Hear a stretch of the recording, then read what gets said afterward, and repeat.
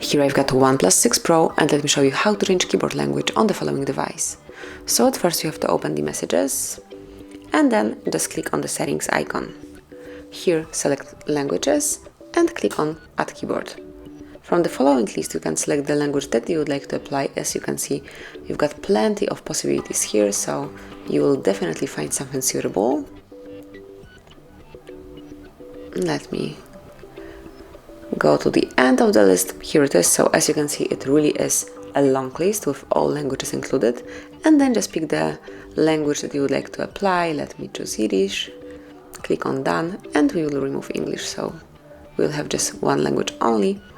And as you can see, the keyboard language has been already changed. Then if you'd like to go back to English or change language one more time, just pick the settings and do all the steps that we did previously. I will go back to English and remove Yiddish. And that's it. So that will be all. Thank you for watching. Please subscribe our channel and leave the thumbs up.